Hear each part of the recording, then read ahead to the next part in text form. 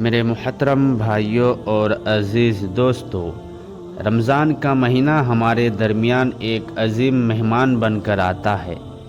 یہ وہ مہینہ ہے جس میں اللہ تعالیٰ اپنے بندوں کو بدلنے کا موقع عطا فرماتا ہے۔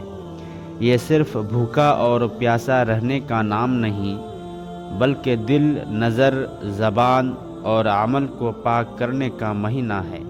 سوچئے، اگر رمضان صرف کھانے پینے سے رک جانے کا نام ہوتا تو اللہ تعالیٰ فرشتوں کو بھی روزہ رکھنے کا حکم دے دیتا، مگر رمضان انسان کے لیے آیا ہے۔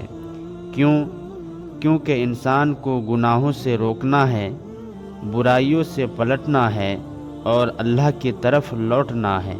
میرے بھائیوں، ہم میں سے کتنے ہیں جو رمضان آنے سے پہلے کہتے ہیں، اس رمضان میں بدل جاؤں گا، اس رمضان میں نماز کا پابند بن جاؤں گا، اس رمضان میں گناہ چھوڑ دوں گا؟ لیکن سوال یہ ہے، کیا واقعی ہم نے کچھ بدلا، یا ہر سال کی طرح یہ رمضان بھی بس تاریخ بن کر گزر جائے گا؟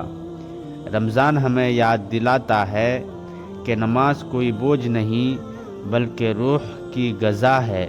قرآن صرف تلاوت کے لیے نہیں بلکہ زندگی بدلنے کے لیے نازل ہوا ہے۔ صبر صرف خاموشی نہیں بلکہ نفس کو قابو میں رکھنا ہے۔ اگر ہمارا روزہ ہمیں جھوٹ سے نہیں روکتا، اگر ہمارا روزہ ہمیں غیبت سے نہیں بچاتا، اگر ہمارا روزہ ہمیں نماز سے نہیں جوڑتا، تو ڈرنے کی بات ہے کہ کہیں ہمارا حصہ صرف بھوک اور پیاس ہی نہ ہو۔ میرے عزیزو، رمضان کی راتیں ہمیں آواز دیتی ہے، اے غفلت میں ڈوبے انسان جاگ جا، اور رمضان